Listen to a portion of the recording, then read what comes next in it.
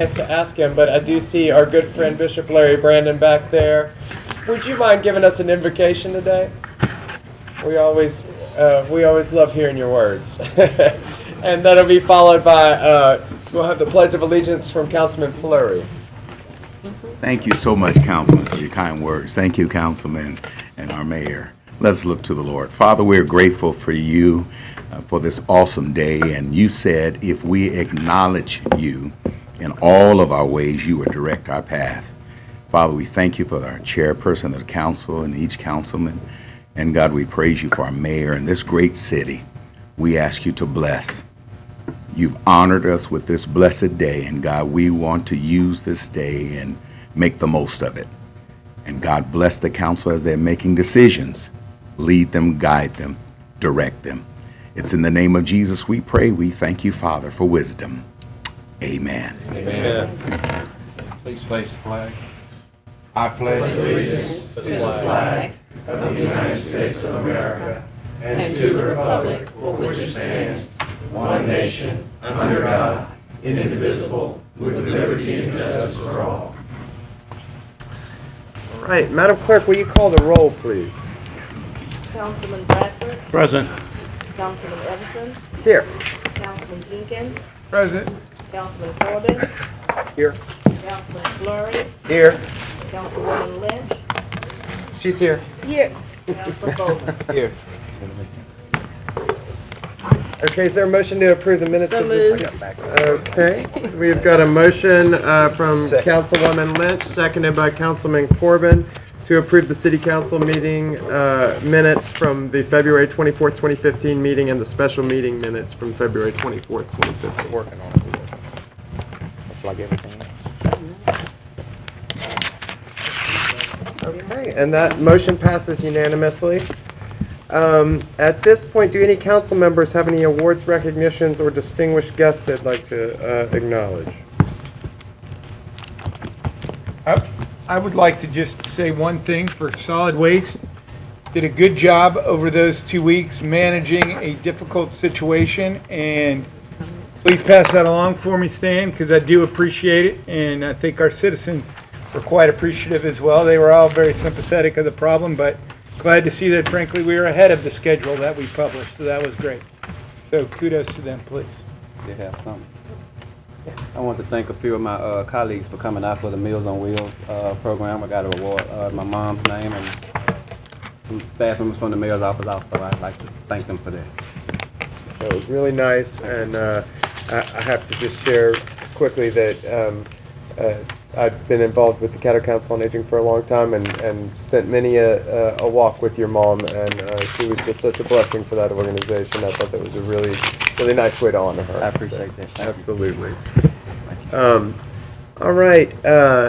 So at this point, Mayor Tyler, do you have any awards, recognitions, or communications from the mayor's office? Yes, sir. We do have some today. Thank you so much, Mr. Chairman and members of the council.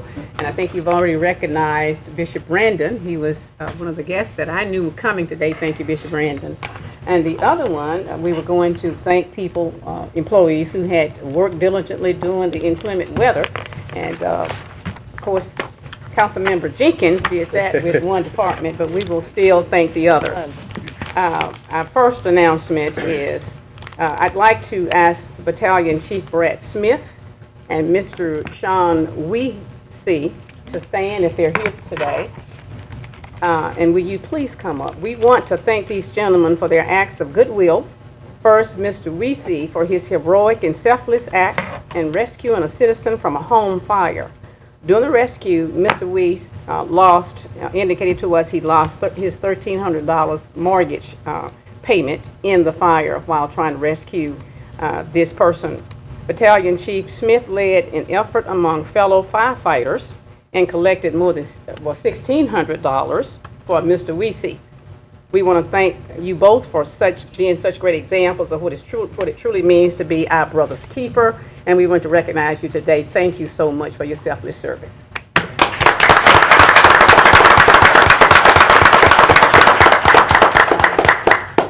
Thank you, Chief. All right. Secondly, Chief Willie Shaw and the Shreveport Police Department celebrated staff at the annual Employee Appreciation and Awards Banquet last Tuesday. It was a wonderful event. I'd like to thank SPD for all they do to protect our city, and to once more congratulate all those who were honored at Riverview Hall last week.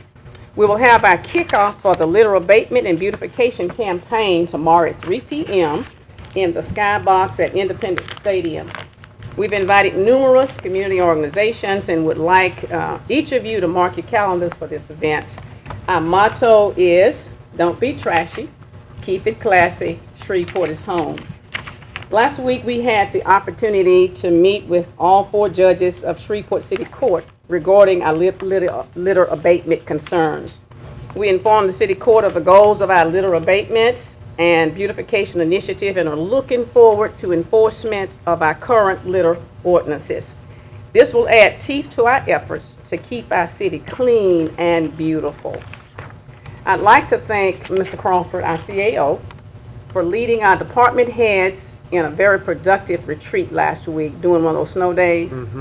We took the first step in developing a strategic plan for the next 4 years. We will continue to give you updates as that process develops. Lately, we've been faced with some inclement weather, and our employees have been steadfast through it all in providing services to our citizens. And I want to say thank you today to our employees for their dedication during the inclement weather these past few weeks. At this time, we'd like to bring up Mr. Bill Cooksey to give us an update on Shreveport Regional Airport and Downtown Airport. Thank you so much. Thank you. 9.5 minutes, okay. All right. 10 minutes, yeah. And then you will be able to ask questions. Thank Thank you. you. Thank you, Mayor Tyler and CEO, Mr. Crawford, and council members for the opportunity to update you on Shreveport Regional Airport and Shreveport Downtown Airport. Before I begin, we're so glad to have Bishop Larry Brandon here, who is a past chairman of the board and a current very active board member with our staff. And our new chairman of the board, Dr. Mary Jackson, is joining us today as well. The Airport Authority Board is a very busy group that assists staff in projects, airline service development, and without their efforts, our jobs would be a lot more difficult. We do have a short presentation for you today. We're going to talk about both airports, starting with Shreveport Downtown Airport. And primarily I wanted you to understand the projects we've been working through and the projects we have coming up in the near future. Through our federal and state grants for capital improvements, we've been able to accomplish quite a bit at Shreveport Downtown Airport, which, with over 360 aircraft based there, is the largest GA or general aviation airport in a 5-state region east of Texas. So the red stripe is runway 523, which has been milled and overlaid. This is our upcoming runway 1432 seal coat project to keep that runway in good shape for the next 5 to 10 years. And we're about to embark into quite a few taxiway projects. The airport, our primary goal is safety and security, and we always work from the center of the runway out on projects. These are federal and state funded projects, and then we have an upcoming project to rehabilitate our south T-hangar apron at the airport, and that's another state federal project. The total value of these projects for Shreveport Downtown through FAA, Federal Aviation Administration, and Louisiana DOT aviation funds is approximately $3.5 million. Once these are completed, almost all of our primary aircraft movement areas will have been resurfaced and will be in excellent condition, which is a huge improvement over the conditions we used to have. We're moving forward with those projects being completed with the new Downtown Airport Action Plan. The key, I know this is really hard to read, but the key thing to take away here is we're identifying issues that have been safety related, such as private vehicles or even business vehicles getting out onto the airfield and becoming at risk of having an aircraft collision.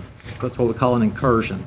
So our new action plan identifies ways to prevent incursions on the airfield to keep that airfield safe, as well as accommodate for future growth opportunities for more hangar development the Airport Authority could develop, as well as long-term projects to help the runways increase the safety on the runways. At Shreveport Regional, we've also been completing quite a few capital projects and are moving forward very soon on multiple airfield projects as well. Starting with runway 624, our secondary runway, that was completely rehabilitated. Taxiway Alpha was a $4 million project of complete rehabilitation of this primary taxiway. We just completed a state-funded project of almost $2 million to fix the general aviation ramp near TAC Air. In upcoming, we have taxiways B, C, D, and F at Shreveport Regional for full rehabilitation, as well as an upcoming drainage rehabilitation program for multiple millions of dollars to replace this, a drainage system that's almost 50 years old. The total project funding for these is almost $13 million through state and federal funds. Our partnership with the FAA Southwest Region, Dallas, and Louisiana DOT is very strong. We want to continue to make that move forward. Working ahead, we are completing a master plan update for Shreveport Regional. This has been some time in the making. Key things to take away from this are our efforts to look toward the industrial park, to be able to expand into that, to bring industry in near the express jet part of the park on the southeast end, as well as looking ahead for the main terminal facility and air traffic control tower.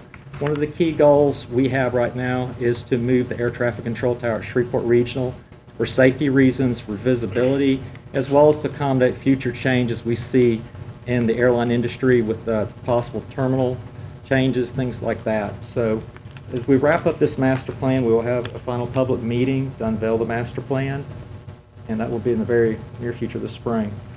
We are also working on a new airport financial plan, and this plan is tied in heavily to this action plan and the master plan I just highlighted, as well as our federal and state capital improvement program for the next 5 years. This year we are launching into negotiating multiple contracts, our airline use and lease agreements, our rental car agreement, and our parking lot operator agreement. That's almost $5.5 to $6 million of the airport's operating income each year. We are also looking at things like our long-term bond debt structure, while we also build our airport reserve fund, and also we're implementing internal goals for our annual return on investment for the 2 airports. The unrestricted reserves is a critical issue for us because, as you can see by this chart, they fell to a few $100,000 in 2010 through a series of changes through approaching federal and state grant funding, changes in parking lot revenue, as well as how we approach a lot of our other revenue sources. We've been able to, the airport staff and the Airport Authority Board have built unrestricted cash fund about $6.8 million today. That would be at closer to $8 million had we not pulled money out to make major infrastructure repairs that had to occur in the terminal and concourses at Shreveport Regional. Looking ahead, we know the industry is changing rapidly. The United States airline industry has changed quite a bit since 1978 when the government deregulated the airline industry. You can see in 1978 there were 20 plus major airlines. By 1990 that had dropped to almost 12 major airlines because of mergers and consolidations. By the year 2000 that had fallen to almost 10 airlines. And then after 9/11 and 2 economic recessions, multiple mergers, bankruptcies, and other changes, we now have 4 major U.S. airlines, of which Shreveport Regional is served by 3 of those, Delta, United, and American. And of course we do like to talk to the guys at Southwest. There are probably about a dozen smaller, low-cost type carriers such as Allegiant and Spirit, and we actively engage in discussions with those airlines as well. But there are 4 major airlines in the U.S. Looking ahead, we're seeing a lot of changes in the fleet mix at Shreveport Regional. The turboprops on the left, those are going away for the most part with the major airlines. The smaller regional jets, like the 37-seater, those come off of our schedule with the April schedule with United. The 50-seat regional jet, like the one on the lower right, Delta is retiring hundreds of those over the next 4 years. And that leads to some good changes for Shreveport that we feel like we're well positioned to accommodate. Delta recently added first-class service with the Boeing 717 aircraft and Canadair regional jets. We have 2 of those a day, most days, especially during the weekday, providing first-class service to Atlanta. Moving forward, we see United, as they obtain their new aircraft, as well as American, bringing first-class service back into Shreveport, while our friends with Allegiant Airlines expand their fleet with their very efficient Airbuses. We are also working with the airlines, besides adding in new aircraft and bigger aircraft, to increase the hub support service we have. This is Shreveport Regional Airport's current route map, where people can fly to from Shreveport Regional Airport. They can fly with American Airlines to DFW, connect to anywhere, to a lot of places in the world, as well as with United Airlines to Houston and Denver, which was launched 2 years ago. and with Delta to Atlanta, the world's busiest airport. We also have direct service for passengers wanting to connect to fly to Las Vegas or to Orlando Sanford International Airport, which is offered seasonally. Looking ahead, we see some good opportunities in airline service development that Mr. Crawford and our marketing department and I are working on today. They include Minneapolis, St. Paul, and Detroit with Delta, Chicago either with United or American Airlines. Dulles we think is a great potential opportunity with United, Charlotte with American Airlines, as well as Phoenix with American, and we also see some opportunities with Allegiant to some Florida destinations. The reason this is so important is every time we add a new hub connection, that creates another gateway to the world for Shreveport. More importantly, it drives economic development. We are very concerned about the businessman in China or the Bentler Steel executive in Germany being able to get to Shreveport very easily to make a business decision. Chicago, for example, offers 75 connections. So from Shreveport to connect to Chicago would open up 75 markets, including multiple international markets with one stop. Shreveport to Chicago, and on to Frankfurt or Paris or China. This is why we're always pushing for additional hub connections. We're doing this through multiple tools that we've been using and continuing to sharpen. One of the key ones is keeping our operating costs low to the airlines. The airlines are very price sensitive. If they weren't Allegiant Airlines, if we weren't price sensitive to them, Allegiant would not be here. So we're continuing to try to push those costs down for our airlines. The other one is we have to propose financially viable routes, such as Chicago, which we think would be a home run for whichever airline picks that route up.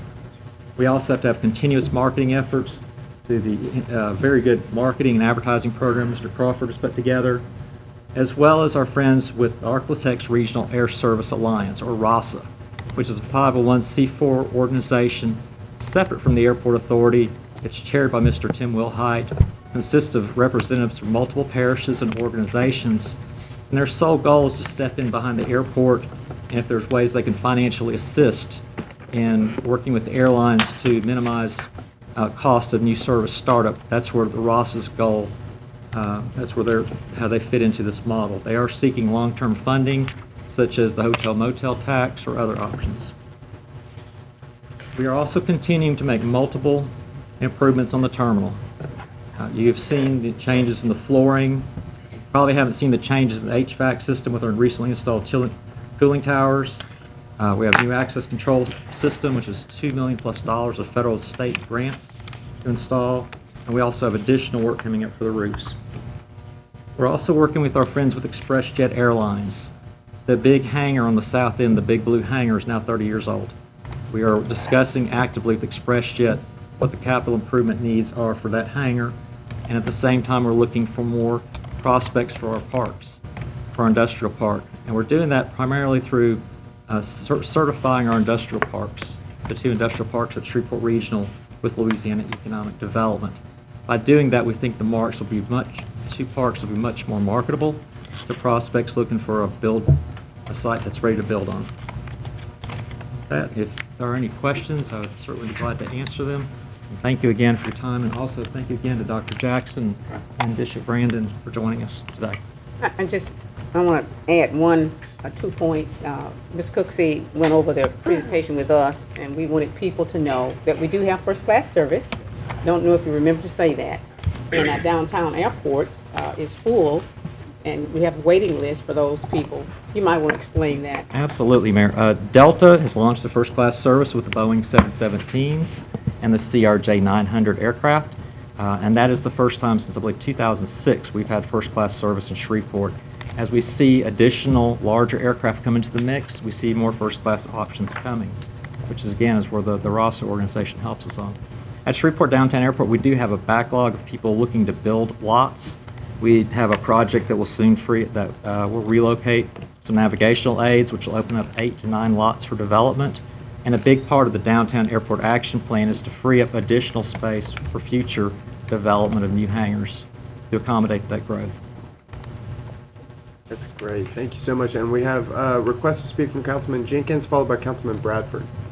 2 questions. Downtown, So it looks to me on the drawing that one of the proposals is to extend runway, I guess is that no, it's got to be 523. 523, right? So when is that envisioned, I guess, rough timeline, or these projects in kind of sequential order with regard to moving the tower and extending the runway and moving the hotspot? The hot spots are our top priority because that is a major safety issue. The action plan is currently under initial Federal Aviation Administration review, and if they agree with the action plan, that will then allow airport staff to start adjusting our capital improvement program plan with the FAA and Louisiana DOT. Timeline, probably at least 3+ years at the earliest, but that was a very initial estimate. We literally, over the last month, have said, let's make sure both airports fit each other with a system plan.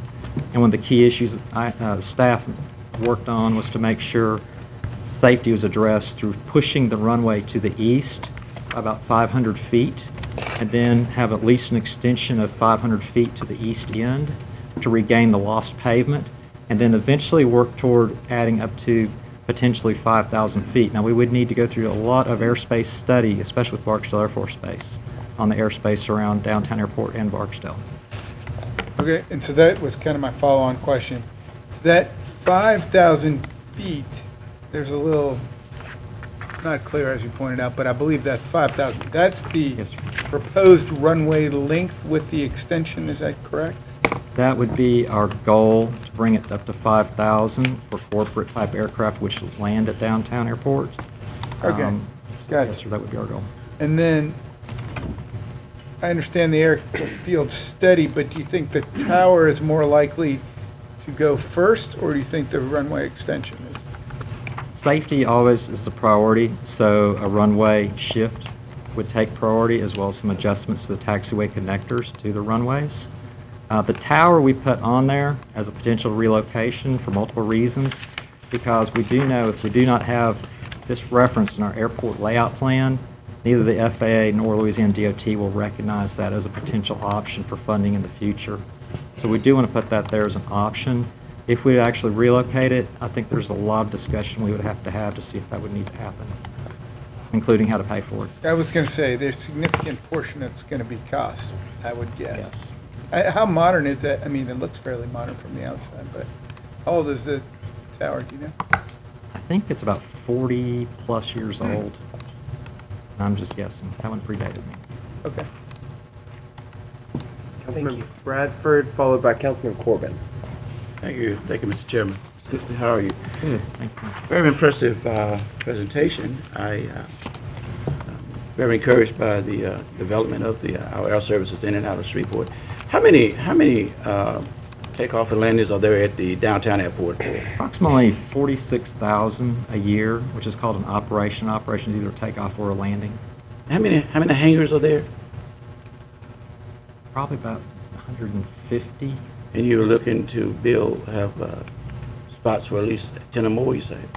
At least. We would like to do a project called the T-hangar development, which is one building with multiple smaller hangars in it. Those are typically 10 at a time. How do those owners compensate the airport for those hangars? Two different ways. We have lot leases in which we lease a lot and someone develops their own hangar on top of, Okay. which is where we're about to free up about 8 to 10 lots for development. And then we also own multiple T-hangar complexes, close to 60 of those, I believe. And we own several small and a couple large hangars as well, which we lease out. So we have the land leases for people to build a hangar and lease from us. Sure. And then we have individual hangars that we lease out as well. So the ones that they build, that's theirs, they own that hangar. Is that right? The land leases are typically 15 years. Okay. And then typically most people either sell within the 15-year timeline or they will request a new lease from the airport authority. With that, and I'm trying to remember in an audit committee meeting that some of those homeowners, I mean not homeowners, those leases are not paying property taxes on those instances. Are you familiar with that? Property taxes at downtown airport's actually located primarily in Bossier Parish. Okay. Much of the improvements on privately owned hangars would be related to the Bossier property tax side. Is that right? Aircraft owners can certainly, depending on the location, the aircraft can be taxed by either parish. In most of downtown airport's case, a lot of those are taxed by Bossier Parish where possible. Let me ask you concerning the regional. Yes, sir. How many flights, not a year, a month, how many flights in and out of there? Typically, I'll break this down, about 3,000 per month. Okay. Now, you know, and I keep hearing, and I heard it last week, is it real or is it a myth that our airfares are above the regional average of airports outside? We have had traditionally higher airfares because we do have a lot of business flyers in this market. Our airfares have come down consistently the last several years where they're very much in line with what I believe is the national average. And we see that daily with like our airfare watchdog, the emails we ask people to get, where you see multiple great deals out of Shreveport like yesterday, but not any good deals with some of our surrounding competing airports. But I think our fares, if you look at today versus 10 years ago, are very competitive, if not lower in many examples.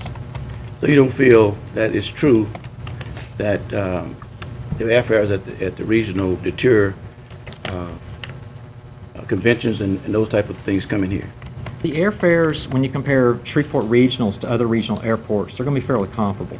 Okay. In most cases. Now, are they going to be comparable against DFW? And there's a lot of times DFW is going to be very aggressive on airfares because the sheer amount of seats that are in the DFW market, almost 100,000 seats per day. On the average day, we have about 1,000 airline seats per day. And the airlines are very scientific in how to price those seats accordingly. For the last-minute business flyer, typically will pay a little more of a premium for that seat. But you feel very optimistic about the future and how we're going to keep on growing services in here. Absolutely. As a regional airport, I think we're very well positioned for growth, especially with the changes in the fleet toward the bigger aircraft.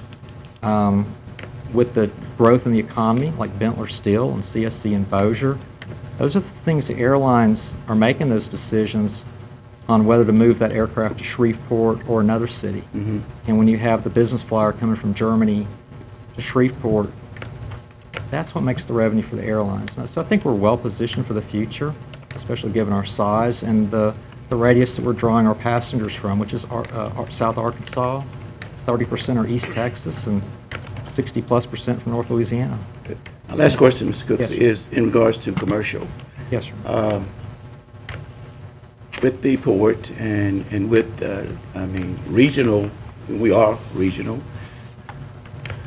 Do you see an opportunity for more commercial interaction throughout our system Commercial interaction. in regards to, let's take, for instance, we have come in here on a daily basis, what, FedEx and Yes, sir. UPS? Yes, sir. Who else? FedEx, UPS with air cargoes, as well as Integrated Airline Services, which supports FedEx, and Empire Airlines. And then we have a lot of air charter cargo flights, like Coletta Air Charters was in last week. And I know Dallas, Fort Worth, for instance, is a big commercial airfield as well as passenger. And you can almost drive to Dallas as quicker than it takes to get from DFW back to Dallas. And I was wondering if there were some opportunities for some commercials, carrying goods that could come into here and service some areas that's not directly in Dallas, but within the radius of where we are in Dallas. Yes, sir. Actually, Mr. Crawford and Stephen Price and our administrative staff were in New Orleans just recently, Sure. marketing Air Cargo International. Mhm. Because we do have a very nice new air cargo complex. It's a $30 million complex, and part of our efforts on that were to look for companies looking to locate in the region, Sure. given the heavy cargo. Shreveport's the second busiest cargo airport in the state of Louisiana, only behind New Orleans. So we think there are some good opportunities there. And certainly with the port, every time the port has an expansion, that helps air service and the airport as well. Thank you. Thank you, sir. Thank you, and Councilman Corbin is next. Thanks, Bill. Good presentation, and thanks to you and your staff for putting that together. Looking at the map of potential future hubs, it's exciting to see that and hear that those conversations are going on, because it was not too long ago that we had a direct flight to and from Chicago out of Shreveport. Is there any update you can give us on the New Orleans flight? And Yes, sir. what's progressing there?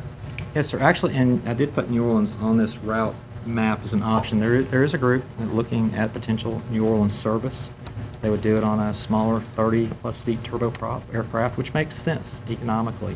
And there is also another operator the airport authority has discussed at the potential for New Orleans service. They would need to be on a turboprop like these groups are talking about. So, and with fuel costs coming down, oil prices are down, that does make that model a lot more feasible than would have been 3 to 4 years ago. So there is some potential there. Thank you so much, Bill. And I don't see any other comments, but thank you so much for the presentation. It was very informative and gives us a lot to think about and look forward Thank to. you. Thank you. All right, at this point, we are at the reports. I believe. Oh, I'm sorry, Mayor Tyler. Did you? Thank you so much. I'm going to first say thank you to Mr. Cooksey, but I had one more guest I did not I'm know sorry. that was here. That's okay. I thought that was the last. I Thank you. apologize. Go ahead. We thought it was too, but I did want to recognize Mrs. Becky Wolverton, who is here with us today. Thank you for being here with your husband today. Absolutely. Thank Well, you. we certainly didn't want to overlook her. We appreciate you stopping us. Thank you. And today, does any council member have concerns relative to property standards that they'd like to address at this time? Seeing none, you should have received a revenue collection plan and implementation report, or at least the initial email with that information already, as well as the surety bond forfeiture report. If anybody did not receive those or has questions about those, feel free to let us know. Oliver. Apparently, we should have kept Dale on for one more month because, I mean, that was our last. Bad luck, huh? Bad luck, huh? Brian, what have you done here on your? I think I came in at the end of January, Councilman. and I think we saw an uptick.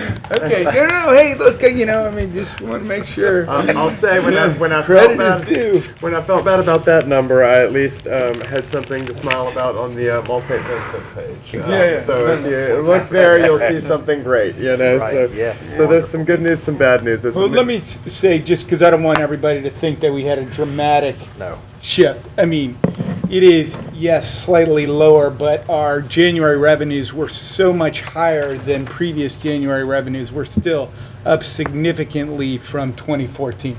And it was really more of a jibe than anything serious. As we know with these revenue numbers, it is a month to 2 months off of when the actual collection is and when we receive it. So it really isn't on a month-to-month basis, a great indicator. It's more of a pattern than anything else. So, Exactly. That's We're generally about a a very $500,000 up over where we were last year, about a 2.5% increase. And so you'll see my numbers maybe start coming in next month, Councilman. We can, All right. And we do not have a public hearing scheduled today, so let's move on to adding items to the agenda. Mr. Thompson, is there any legislation to be added? Thank you. At this point, we do have, I only have one public comment for items that are on the agenda. We do have some other requests for public comments at the end of the meeting, but during this section, the only one I have is David Poston. Am I saying that right? All right, if you could state your name and address for us, and he is speaking on resolution number 28. I'm David Poston. I'm here on behalf of the Moose Lodge members. There are 6 members here to support if you have any questions. Moose Lodge is a fraternal organization that's devoted to family and neighbors and friends. Specifically here that you're here to consider is fundraisers that we have each year and have since 1987 when we moved to that location for MDA, St. Jude's, and Moose Heart and others. They're both state and local tournaments to support these organizations. Or one of the purposes is to support the organizations. And looking at the minutes, I need to move on and say that there was 2 areas of concern that I picked up on, and one was safety. As I said, we've been doing this since 1987, and in that time, there have been 1,800,000 throws in these tournaments, and we've had 2 minor medical incidents in that time, and I can only say that I wish my business had that kind of a safety record. In addition, Special Olympics is one of the tournaments that we put on. We have like 300 children or so that are physically challenged and mentally challenged, and we don't take safety lightly. We take it very seriously, and in tournaments such as that, we demonstrate that like for instance in that tournament and these children, I don't know of any incidents whatsoever. And the next thing is the issue of multiple dates was brought up. We have put multiple dates on here for this reason. It's just planning and trying to get and entice everyone from the state to participate. And in order to do it right, we need to know as far ahead of time as we can. And so that's the reason that we had these on here. I was told just here recently that there was an amendment that was offered, or is considered at least, whereby in layman's term, after the first date, if there's no instance or no objection from the Alcohol Beverage Board, that we could continue with the others. And I want to tell you that the Moose Lodge would embrace that ideal. We don't have any problem with that at all. And lastly, long-term solution. I have been advised that the board, the president, have all voted to make an application to the zoning board to try to make a permanent resolution of this issue, and we expect that will come to somewhere in the neighborhood of July to August. And I would like to tell you that we appreciate your consideration, and if you have any questions, myself or some of the other members would like to address it. Thank you. Thank you very much. All right. And at this point, I have no more requests for public comments, but we are now, we do have a executive appointment today for Fire Chief Edwin Scott Wolverton. All right. And so I'd like to make the motion. I'll second then. I mean, All right. to do with Motion by the chair, seconded by... Chairman, I'd like to speak with Mr. Williams. Absolutely. Mayor, is it okay if I speak to Mr. Williams? Yes, sir. second by me, I think. Yeah, we had a second by Councilman Jenkins. We have discussion. Now, Councilman Bradford. Thank you. Thank you very much. Good afternoon, Chief. Good afternoon. How you doing? Let me just say the mayor was kind enough to forward us your letter asking her for consideration of your appointment as well as your resume. And you have a very, very nice, impressive letter.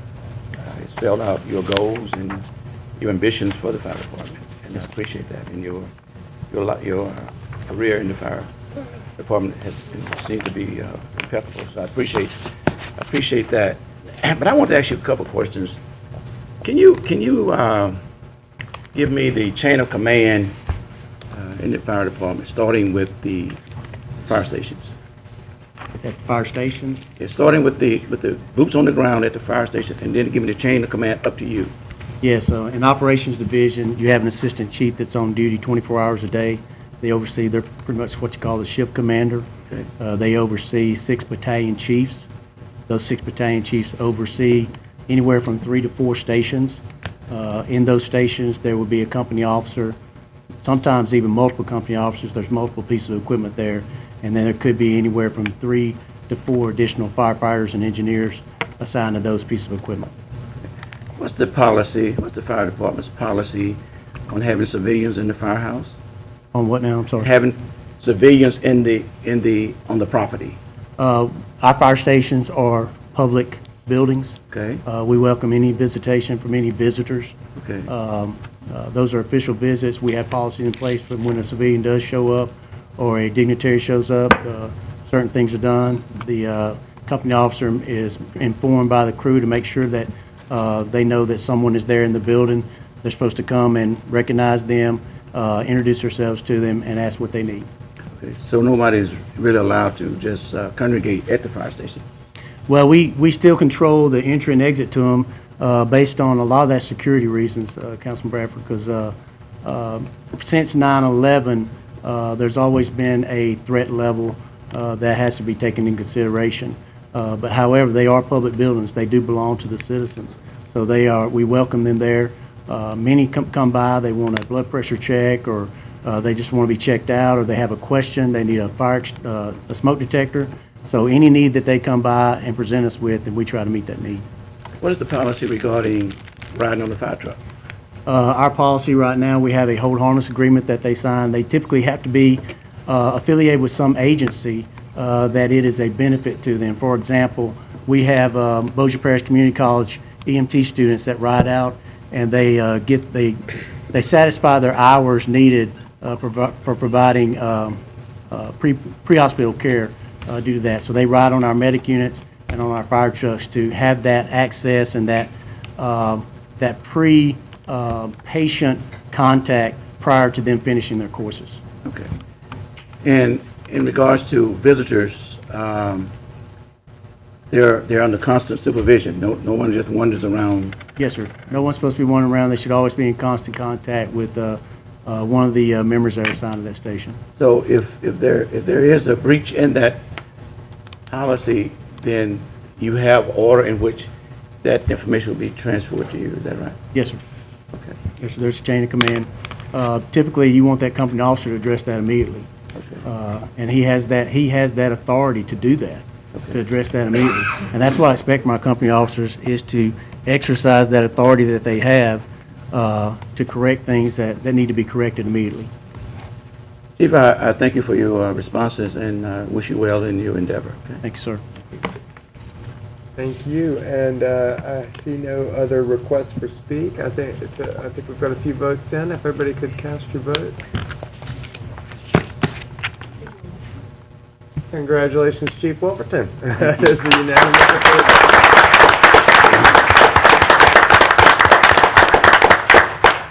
I'd like to make just a couple more statements. I'd like to thank Mayor Tyler for her confidence in selecting me. Really looking forward to moving the department forward, making it better than it ever was before, meeting the needs of the community, really communicating with our community, getting out there and being active with them, finding out what their needs. I think we can serve them better when we find out what their needs are. And the only way that we can do that is to communicate with them. So that's one of our primary goals moving forward. Thank you all. Well, thank you so much. Thank you. And you certainly have done a wonderful job in communicating to the council members what's been going on in past years, and so I think the citizens will appreciate that skill set. May I have one? Please do. One privilege. I want to also say congratulations to Chief Wolverton. We know that he'll do a great job in moving us ahead. But I also want to thank Deputy Chief Jones. I think he's here today. If you will come up, Deputy Chief Jones, for his leadership during the time that we did not have a fire chief. And we want to commend him for his dedication and his service to the fire department. So thank you so much, Deputy Chief. We just appreciate you. Okay, I want to thank everybody for the opportunity to have done so. And as the chief said before, it's about the citizens out there, and we're here to serve them. Thank you so much. We really appreciate all that you've done in this time. Thank you very much.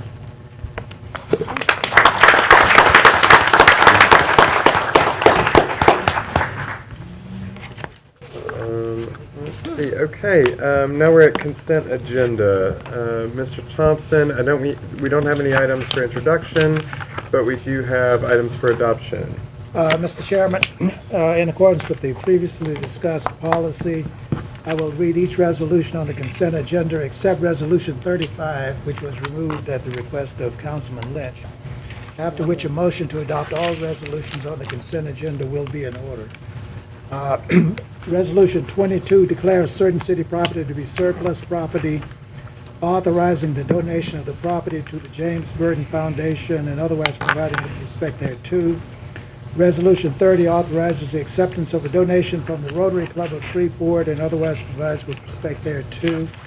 Resolution 31 adopts the System Survey and Compliance Questionnaire required by the Legislative Auditor's Office of the state and otherwise provides with respect thereto. Resolution 33 rejects bids received on IFB-14-063, the Hattie Perry Park Community Center renovation, and otherwise provides with respect thereto. Resolution 34 authorizes Thomas H. Scott III at Lot 1, Sportsville subdivision to connect to the water and sewer system. Resolution 36 declares the city's interest in certain adjudicated properties as surplus. Resolution 37 suspends certain provisions of Chapter 106 and Chapter 10 relative to alcoholic beverages on March the 28th, 2015, concerning the dispensing, sale, and/or consumption of alcoholic beverages at 1251 Dalzell Street. The Great Raft Brewing, hosted by Louisiana Health Science Center's Medical School, Executive Council for the Heart of Gold 5K race, benefiting the Love for Lisa Fund for synovial sarcoma research and otherwise provides with respect thereto. Move to adopt consent agenda. Second.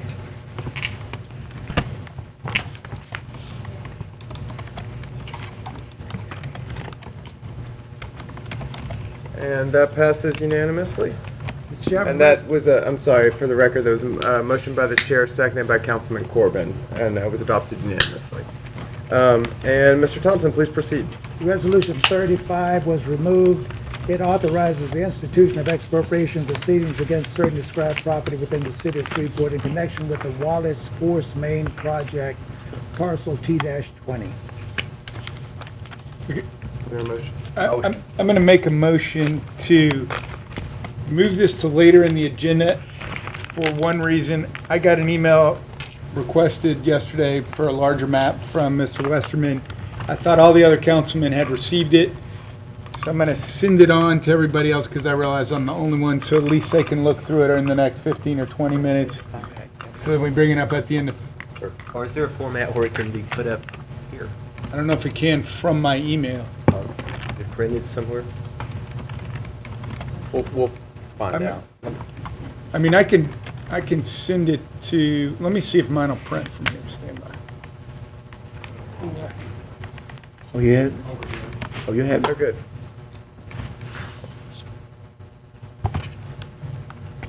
It's on.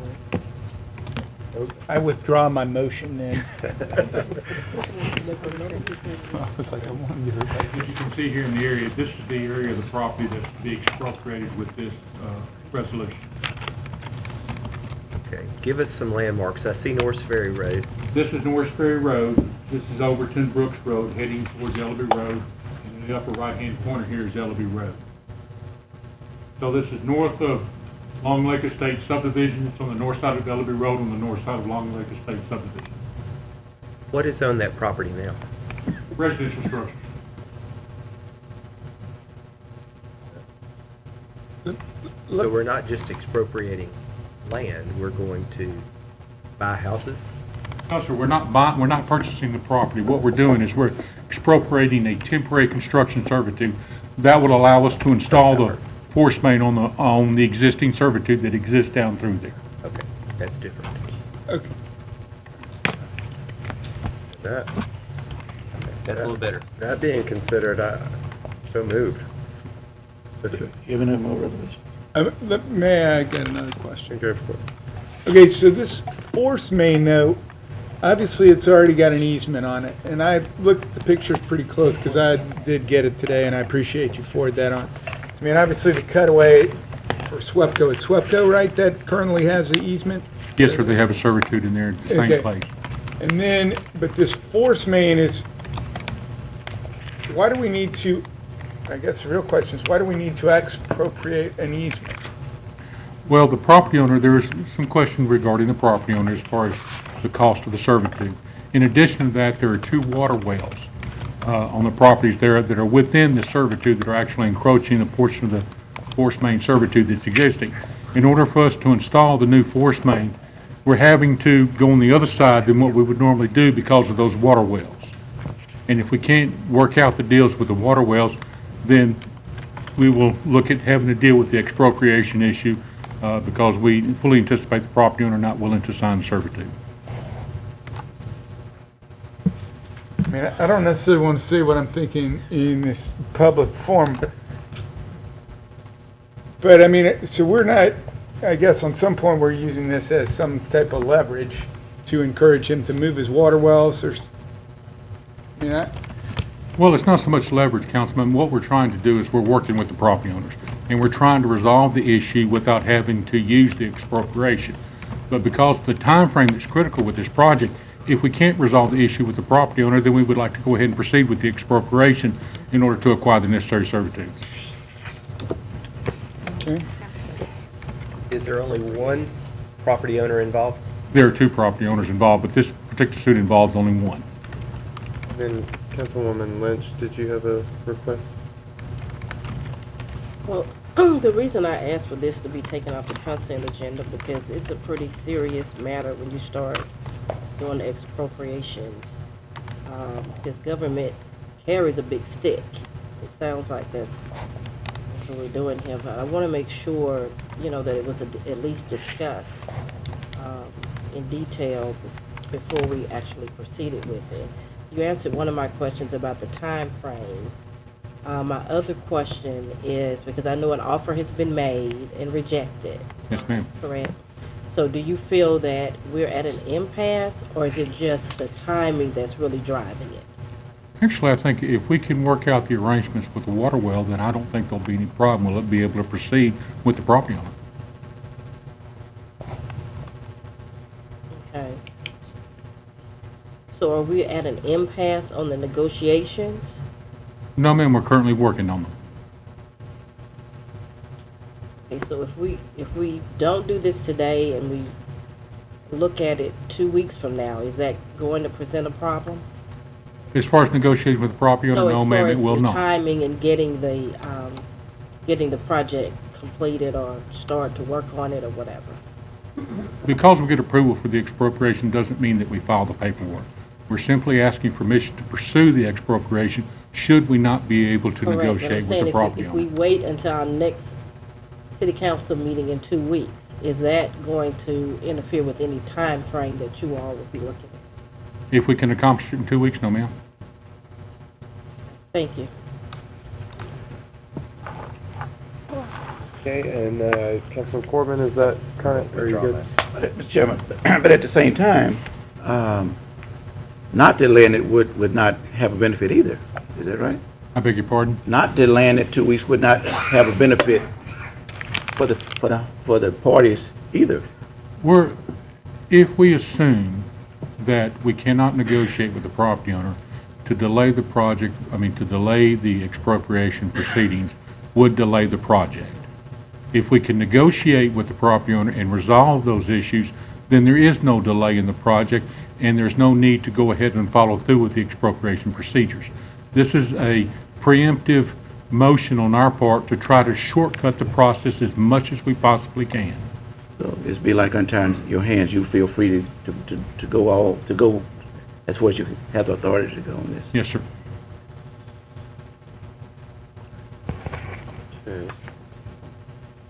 All right, I'm looking for, I do have a question. Robert, I know the city limits moves around a lot in that area. Is this property in the city limits or outside the city limits? At this particular location, if you looked at that map, the areas that were in green are inside the city limits. The areas that are not green are outside the city limits. This particular location is north of the city limits at that spot. Okay, thank you. I want to make a substitute motion. Okay. I'd like to make a substitute motion to postpone this for 2 weeks to our next meeting. Second. okay, we've got a motion from Councilwoman Lynch, seconded by I Councilman want to Jenkins. discuss my motion. The reason why I'm making that is I would like to give you all a little more time to continue working with the property owner. Yes, ma'am. I don't want it to seem like government is using a big stick to try to force the property owner to really do something that may not be necessarily in their best interest, or what they may feel is in their best interest. I'd like to give you all a little more time to see if you all can get it worked out before we take that measure. Yes, ma'am. Because I kind of consider it a little drastic. If you can't, then I'll definitely support, moving forward. I'd just like to give you all a little more time. Certainly, it's our intent to work with the property owner in any way that we can. Okay, thank you. Okay.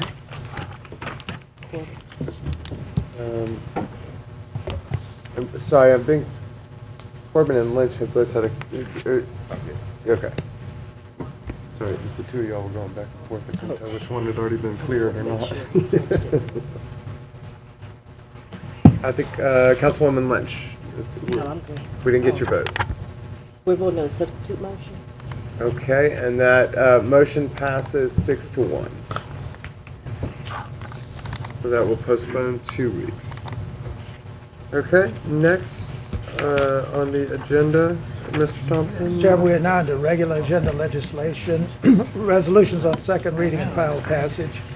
Resolution 24 supports the efforts of the Brotherhood of Locomotive Engineers and Trainmen to require crews with a minimum of 2 people on railroad freight trains and otherwise provides with respect thereto. So moved. Second. Motion by the chair, second by Councilwoman Lynch.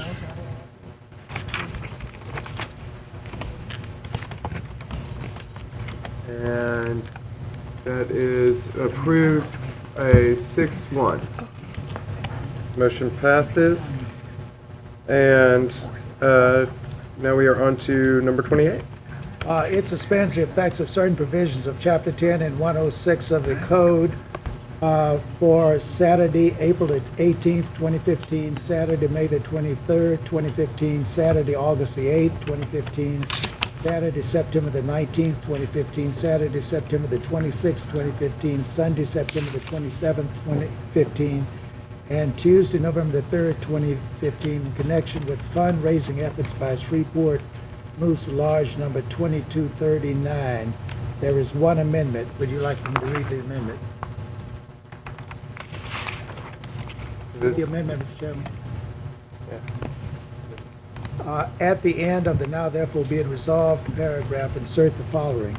Provided, however, in the event of the Moose Lodge number 2239 or any member, employee, manager, or agent of Moose Lodge number 2239 is charged with the violation of on the premises of any provision of the Code of Ordinances, including but not limited to Chapter 10, except the prohibition and on outside consumption of alcoholic beverages on the date specified herein. This resolution shall become null and void for any of the remaining events hereon. Second. Okay, motion to amend from Councilman Corbin, seconded by, or motion was from Councilman Bowman, seconded by Councilman Corbin. And this is for the First Amendment. And Vote before we have discussion on the matter. I'm just not sure if that's proper. We have a motion and a second, and we're up for discussion, we're already voting. what you're discussing right now. I think there's still opportunity for discussion. We could still, I mean, the it's votes could already be changed. passed. There's been no discussion. No, the vote has not been tallied yet. That is, Well, I mean, based on what's up there now. those green checks are not a yes vote. Those green checks say that that Just person that person voted. voted. Yeah. Oh, those are yes votes? No, ma'am. Votes, Oh, okay. Cool. and votes can be changed. If based on your comments, anybody wants to change their vote, they can. Before it's tallied. Yeah, before Okay. it's tallied. Okay, we're talking semantics in one sense. Let me make sure, I just want to make sure that we're discussing, and I know this is popping up really fast. Sometimes it pops up fast, sometimes it doesn't. But I had a question on this one, on this particular one. Mr., what's his name that came up earlier? Poston. Mr. Poston, I just want to clarify, you said you all were going to be applying to the zoning ZBA? Yes, we're making the application now, and we have approved the funds to do that, and we're steaming ahead with that. Okay, did they tell you about how long a process that was going to be? Well, just going by your pamphlet and what we have, we suspected it would be sometime in the neighborhood of July to August, where we could come to a vote by the board. You mean by the ZBA board? Yes. Okay, but your large national organization has approved for you all to go on and do that? It's only necessary for the lodge local to support that, and then they have voted to do that. Okay, all right, thank you. Thank you. Okay, and this is a motion on the amendment. Passes with a 6-1 vote. And so now we are looking for a motion regarding the amended. Motion to adopt as amended.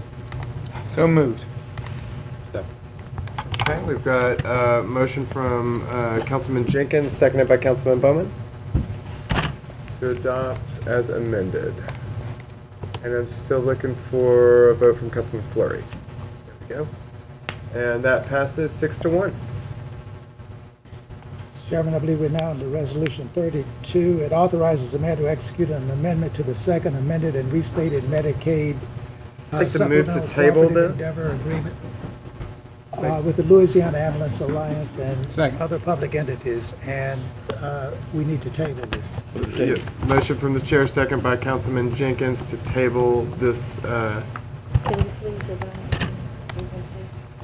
What's that? Why are you going to table? Remember, this is the one we discussed yesterday that they have gotten, the administration's got some information about how they're sort of doing this in several phases, and they want to be able to do it all at once, and so we need to table it until it can all be done cohesively.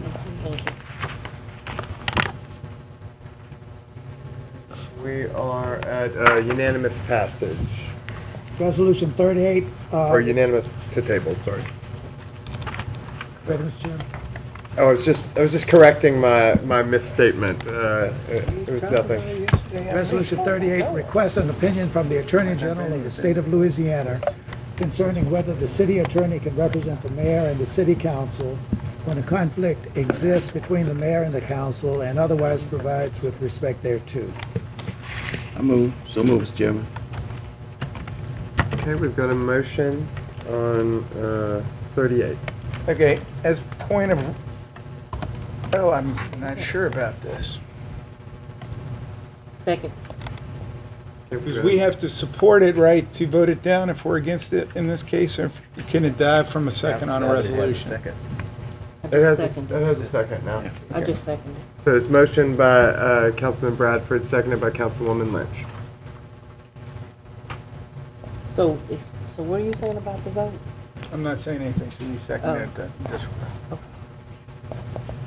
So, Mr. Chairman, let me Is just... there any discussion? Yes. Let me just say this about that, and I think the letter speaks for itself. I think, you've had opportunity to read it and to understand. I hope those members who was a part of the previous council would understand what transpired there. This is not unusual for conflict to exist between council and mayors, but I just wanted to get a clarification from the AG. Did we have the ability, if needed, to get unconflicted counsel if we needed so? There's two pending litigations that had engaged on by this subject, and I just wanted to request from the AG that we will know our rights in regards to moving forward in this legal sense. And the other issue was the client lawyer privilege that is outlined in the Louisiana statute regarding professional conduct by attorneys. If there exists in situations where the city attorney is advising both the council in the administration regarding issues that may be in conflict. I do indeed that the council would be free from influences that may give us advice that is not in the best interest of the council. So anyway, I think it's just an issue where the AG is going to respond to that. He asked that I introduce it to the body. I'm doing that, and I'm just asking that the body supports this to show that we are all in agreement that we just want to know if indeed we have the prerogative to bring forth our own legal advisors if we need to. Thank you, Mr. Chairman. Thank you. We have a motion and a second. I do see Councilman Fleury has a request to speak as well. Mr. Councilman Radford, if this is voted down, you still get your opinion, right? That's correct. Okay, thank you.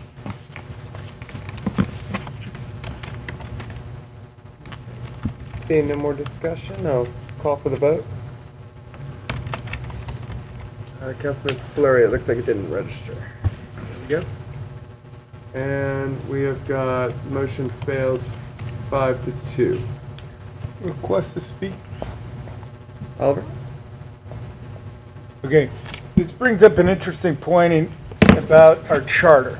And Kim Kraft, over the last few years, has come forward several times to propose that it might be time for us to review our charter.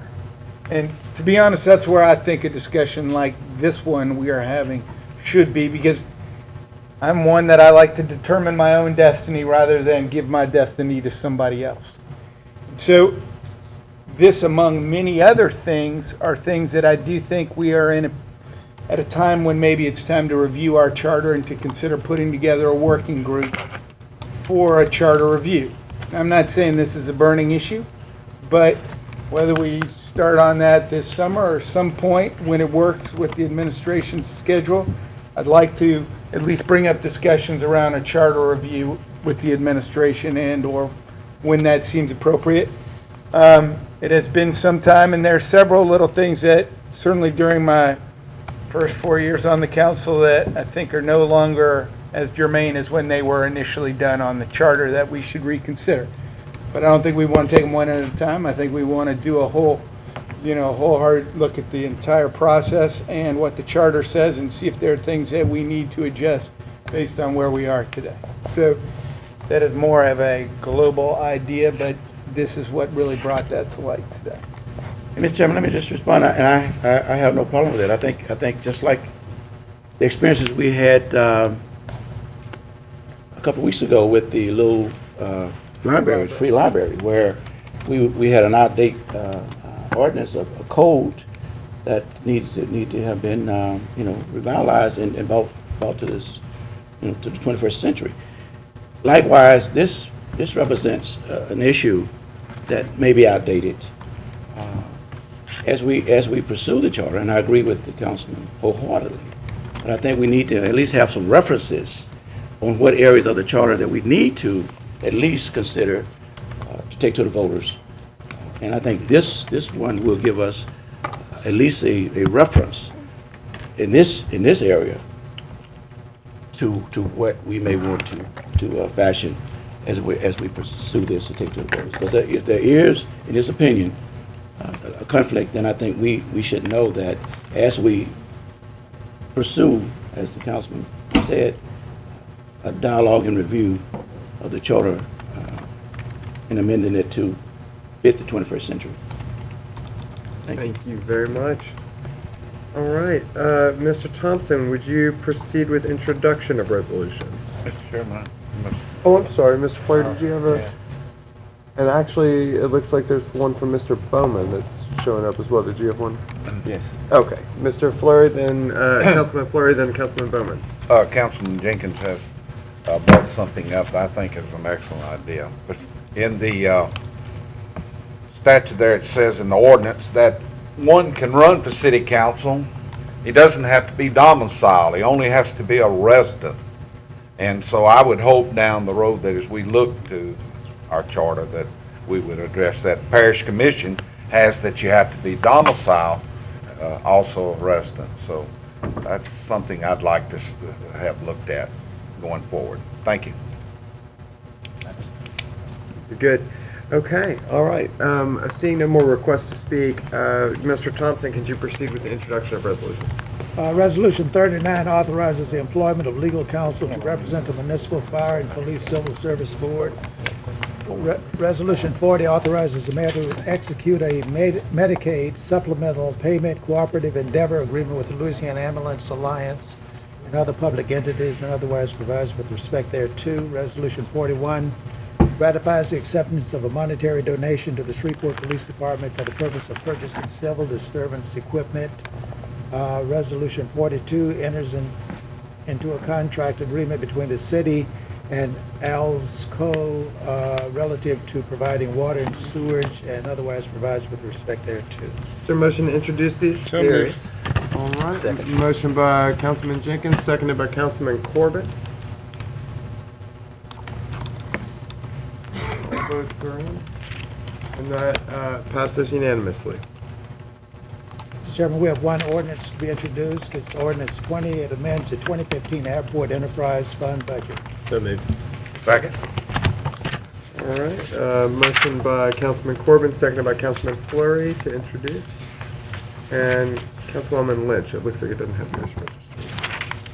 And that's adopted unanimously. Mr. Thompson, would you proceed with the ordinances on second reading and final passage?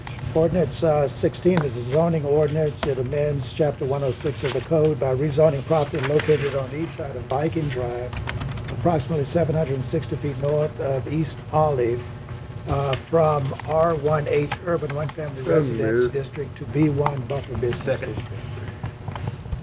Motion by the chair, seconded by Councilman Corbin.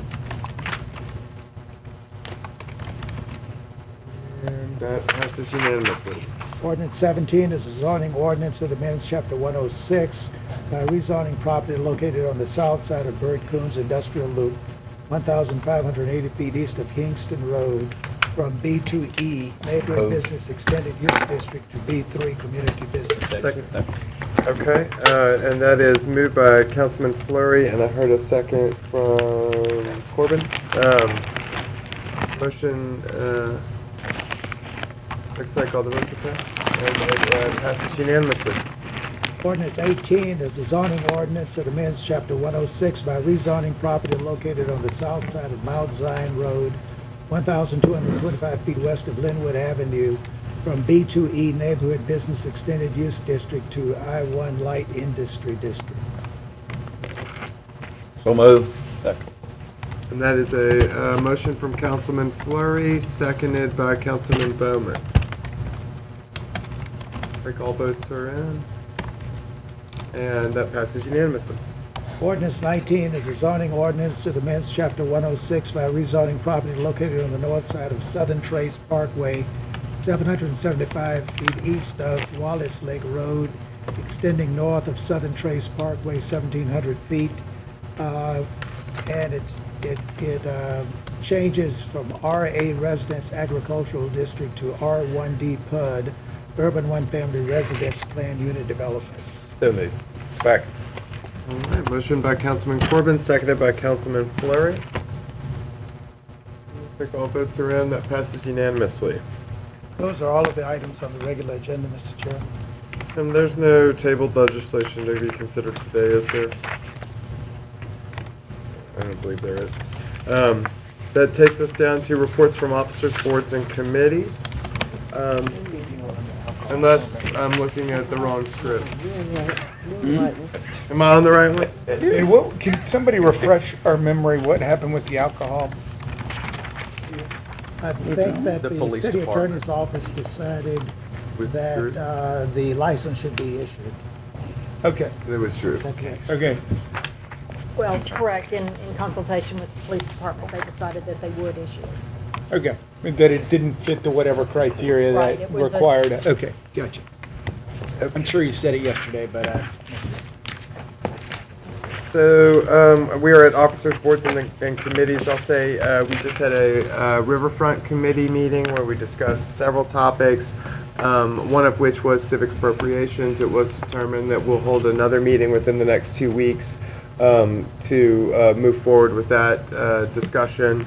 And we also made a recommendation to the council that we will be proposing a resolution similar to one that we did in 2011 or 2012, encouraging the state to continue the funding of a historic tax credit program. So it was a good meeting, and thank you to all the members, both returning and new members. So we appreciate everybody being in there and look forward to meeting again soon. Any other committees have anything to report today? All right. Seeing that, we're at the clerk's report, and the bells and whistles go off. I can't say because of time, so I'll just say I don't have a report. There you go. That's why the bells and whistles go off. Anyway, let's see. Is there a motion for the council to resolve that something the committee of the whole? Motion by Councilman Jenkins, second by Councilman Corbin. And Councilman Jenkins, I'm assuming I know how you're going to vote, but the computer doesn't. It didn't get it. There we go. All right. So moved on approval of the February 24th minutes. Second. Last motion passed unanimously for the record. And then a motion from Councilman Corbin, seconded by Councilman Fleury to approve the minutes.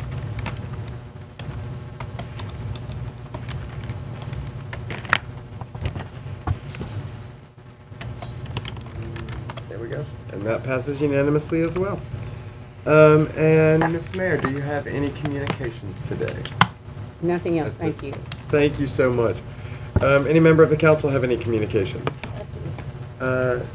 Council, I have a Councilman Jenkins and Councilwoman Lynch. Ladies first, please. She did ask. Beauty first. There we go. There we go. Yeah, I'm sorry. Sometimes this thing isn't exactly accurate. So you're still not on there. So you just go first. It must be mad at you. I am letting you have the floor, though. It's still not showing up. But hey, you're first and foremost. Go ahead. Let me say, and this is, I guess, for the mayor and Mr. Crawford.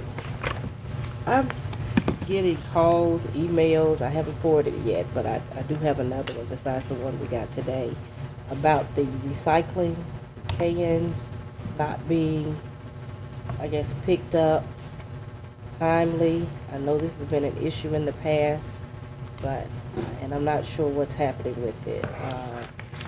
My mother just refuses to put hers out anymore, so I have to hear it, at home. Neighbors and everybody else. And I got an email from another one of my constituents, very upset about it. And I'll forward that email to you. And then I was just checking my emails, got another one from another citizen today. So I don't really have any questions, Mr. Harris. I would just like for you all to fix the problem. Right. Okay. Whatever it is. I don't know what it is. We're working. I can just, we've heard, we're working on it. Okay. I mean, I've been to a council meeting or two, and I've kind of heard the same thing. Mm-hmm. Not sure what the issue is, but we have, and people, they just want it fixed. We're very focused on the infrastructure and the streets and all of that. And, something this small, our citizens shouldn't have to keep calling and being concerned about. This is like a really small matter, the whole scheme of things. But it's just creating extra work and phone calls. And when I have to take time to kind of deal with that as opposed to something else, then, Kathleen, Okay, thank you. Councilwoman, what's your mother's number? I'm just trying to keep her from coming down here. So, but I'm just, it's a serious issue for some, because, I mean, if people take the time to separate their trash and want to participate, and they're being charged for it, whether you participate or not, then, for the ones that take the time to do that, they should at least, be serviced. So, thank you. I appreciate it. Okay. I think I'm next to speak. You are. Okay, and since she And that brought is, that by up, the way, I'm gonna. followed by Councilman Bradford, then Councilman Corbin. Okay. Your mama on YouTube? No, wait. But, I love it. my mother's councilman looks after her very closely, so I don't have to, since she's a big fan of another council person at this table here, he keeps a close watch on her, so I appreciate that. But I do think, and since you brought it up, and we have a different, obvious administration, and I do think we had some kind of, I'll say, duplicitous policies in terms of what our procedure should be when we get a complaint about non-recycling.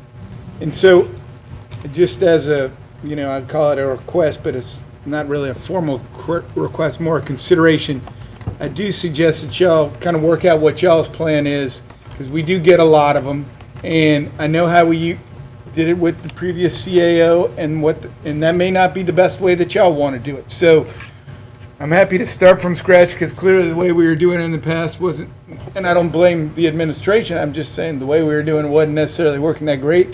Gotcha. And we'd be happy to embrace a new plan. So let's put that out there and let y'all, brief us on that whenever that is appropriate. Okay.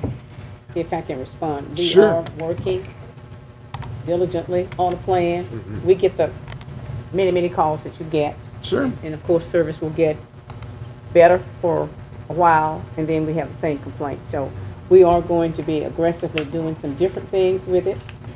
Just give us a little more time. We will get it worked out. Thank you.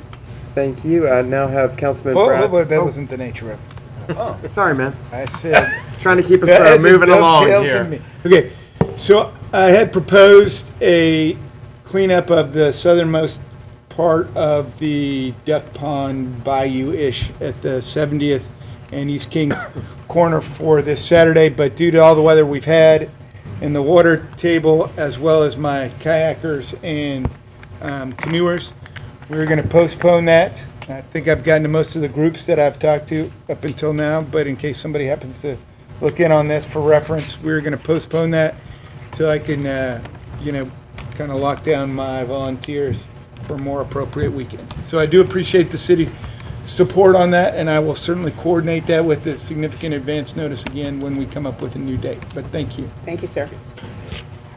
That's all I have. All right, now we're done. Councilman Bradford, shows your... Thank you, Mr. Chairman. Listen, last week and the first day of this week, on Monday, I received a lot of calls, several, regarding flooding in the MLK area.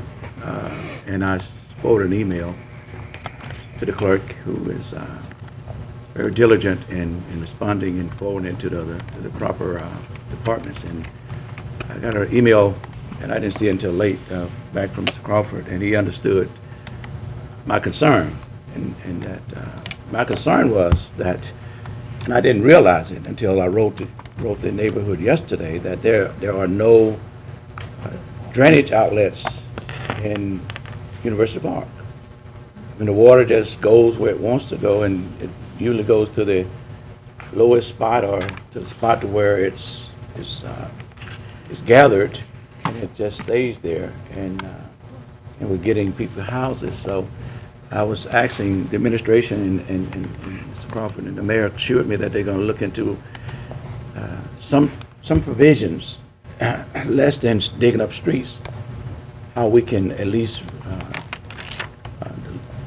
address that drainage, so that at least it'll offset some of the flooding that's going on down Kemp and Audrey and Round Grove areas. So I'm just going to be patient and wait till they address that. I think they understand the severeness of this problem. Thank you, and thank you for responding, Mayor. Thank you. Thank you. Yes, sir. We'll be working. Thank you. Are you done? Yes, thank you, Mr. Chairman. Great, sure thing, thank you. Councilman Corbin? Thank you, Mr. Chair. Just to say one quick thing about recycling, if there is a preferred way that you would like us to report, I know, as Councilman Jenkins mentioned, you know, some of us have Republic Waste emails, but if there's a common way that would be better served to report, would you email that to all of us so that we can all follow the same procedure? I think that would be beneficial. Second thing is, a couple of meetings ago, I brought up a business in my district and some questions regarding who comes back after the business opens if the landscaping is blown over and laid on the ground and trash and all that. And there were numerous issues at this facility. Water and Sewers addressed some things. I still don't have an answer on who enforces landscaping, and I see Mr. Sweeney's left the room, if that falls under MPC or zoning. But I would like to get some response on that. I've sent multiple emails and have no answer. And, you know, I'd want something to tell the people who are contacting me about it. Besides, I can't seem to get an answer. So I'd appreciate whatever it's going to take to get that question answered and to get some notification if it's not already happened and I'm just am not aware of it to that business. And Councilman, and just to be clear on it, I think it is going to be an NPC issue. I think it was some provisions that were provided for the business to keep up a certain aesthetic makeup, and now that business has gone under, they're not complying with that restriction that was listed in the approval. And so we'll follow up with NPC for you, and hopefully we'll get you an answer. I appreciate it. Absolutely. All right. Seeing no more communications from council members, we do have some requests to speak, some public comment requests. I'll start with Reagan Horn.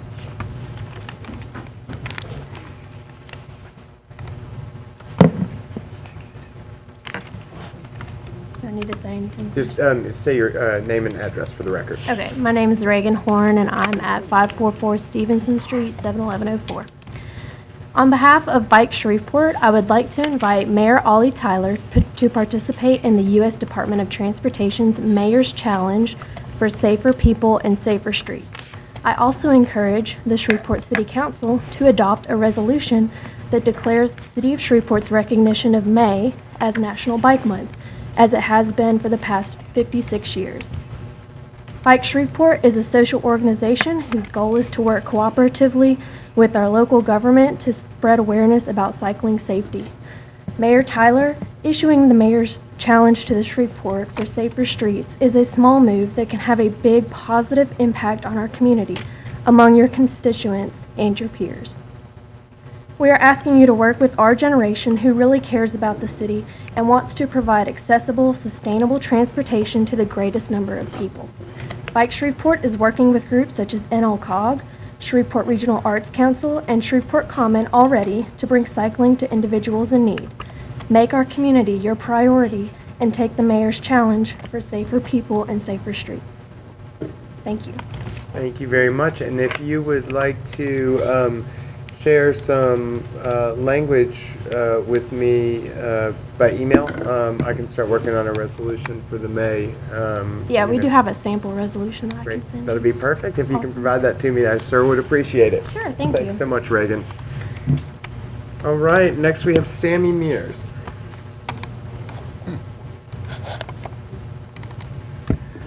Sammy Mears, 1901 Centenary Boulevard, Shreveport, Louisiana 71101. I'd like to say hello to everyone here today, and just to let you know that on Saturday, March the 21st, Noel Methodist Church is going to be having their Easter celebration meal in the gym at the Noel Methodist Church between 11 a.m. to 1 p.m. with some good barbecue chicken. And if anyone is interested, you're welcome to come out and have a good time and we have some people that might be singing. I could be one of them again since I've been singing for 12 years and might make it 13.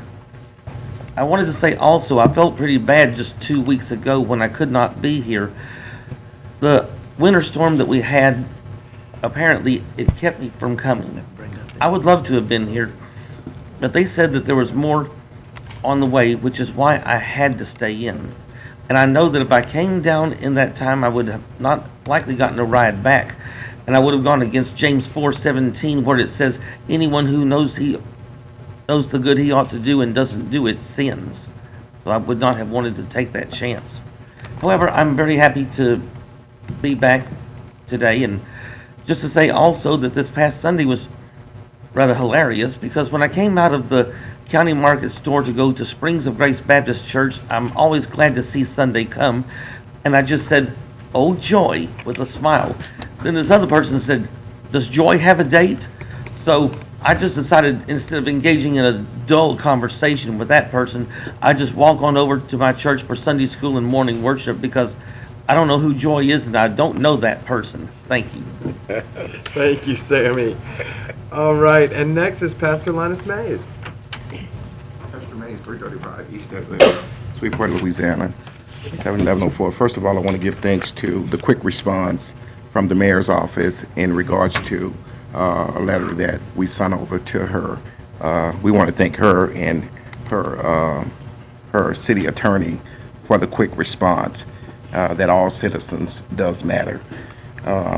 One other thing, just want to bring up a few things. I know that you all are about ready to get out of here, but it's some things that are concerning me again, and I hate to come back to relive what's continuing to happen throughout this state and in other states. There's a name I'm gonna bring up to you, Mayor Tyler, and to the council, and the name is Tony Robinson. And Tony Robinson is a 17-year-old African-American male who has recently got shot and killed. So now I can understand why, not in Shreveport, but the precedence that's being set around the country, that if an officer has the right to use deadly force on citizens.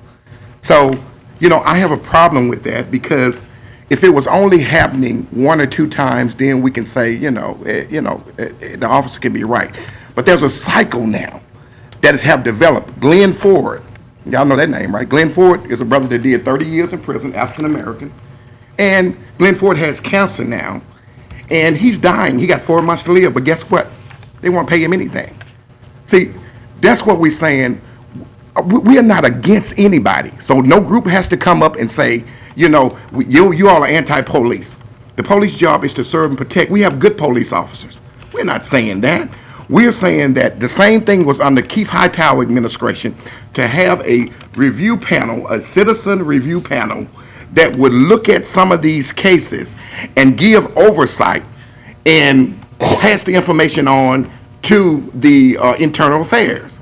It's something wrong. I don't know why we all live up under a constitution that says, the founding fathers wrote that we are the people, it's written for the people and by the people, but yet there's a group of people that the Constitution is not even applying to.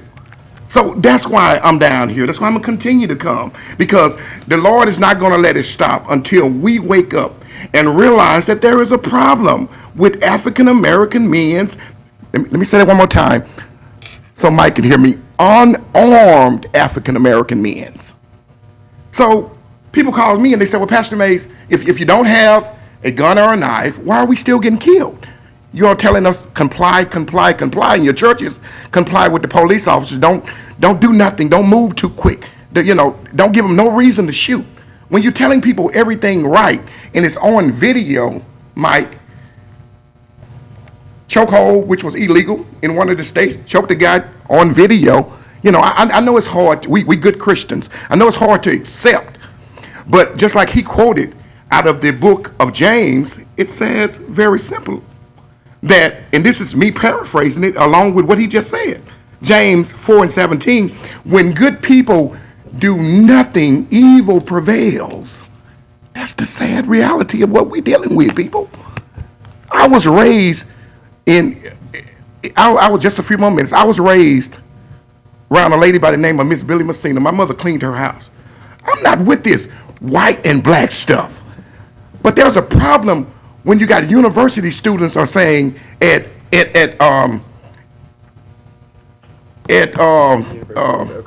Oklahoma State University, I don't have a glass, at Oklahoma State University, and they're chanting chants out about nigger hang, nigger this and nigger that. You know, we living in 2015. And if some of you people can't realize that there's a problem that is relating on to the next generation that's supposed to now be able to say that we are one nation under God, indivisible, for liberty and justice for all. That's what the founding fathers saw. So why people today can't see the same thing that these people saw? That everybody has a right to live. And so, you know, with that being said, you know, we talked to Glenn, and it's a sad reality that these people want to wait. Just think if you did 30 years in prison, and all of a sudden they found out that Mr. Oliver Jenkins was innocent. And Oliver Jenkins done gave 30 years of his life. Now he's dying of cancer. So I sent a letter just recently to the state capitol because the stuff that these people are doing in these states are wrong. It's inhumane what they are doing. We don't have to wear t-shirts anymore. Black Lives Matter. Everybody in this room know that your family member paid tribute one way or another to the building of this country. And so we can, the lady that was at our breakfast this morning, I'm gonna say this and I'm gonna leave because she says that they're gonna try to get involved. She said, Pastor, I see exactly what you're saying. She said, you're compassionate about dogs like I am. I love dogs. But with that same energy and that same compassion, why don't we see the Catholic Church, the Baptist Church, all these churches that's in our community? Why are these people, the good Christians, why are we not speaking out on human lives being taken unarmed? So, Mr. Oliver Jenkins, with all due respect, and I'm just calling your name not for any particular reason, but I'm just saying because we all are Christians. I'm saying that why can't somebody see this? That something is wrong when you got 16-year-old, Mr. Everson, and I'm going to go. You got 16-year-old young men, unarmed, and they get shot and killed, and when it goes up before the Justice Department, or if it goes up before what's called when they have the little board, when it goes up before them, you know, nothing ever happens. So, you know, it's time to get this message out. And I'm asking you, Mayor Tyler, I thank you for listening, because you are doing just what the thousands of people out there that I've been talking to, they say, how quick is she responding? I said, she responded quicker than a lot of other ones that I've seen. So with that being said, I know our time is short. I know everybody's ready to go get home quick. But the bottom line is this here, Chairman Everson, is that lives are being lost. We either need to extend the minutes or something. I think he's finished. I'm finished now. Lives are being lost. Still talking, he can't be finished. So either we need to make a motion to extend the time, or we need to hold, you know, we need to move on. Okay. Thank you, Chairman, for your consideration and your compassion to let me get through with this. This is a black issue, but not only, take that back, not a black issue. This is a nation issue, and those who cannot deal with that, you have a problem. Thank you, sir. Thank you. Okay, and at this point, let's see, I think if we have no objection, we'll reconvene to the regular council meeting, and the committee rises and reports. We are adjourned. 2 hours. Yes.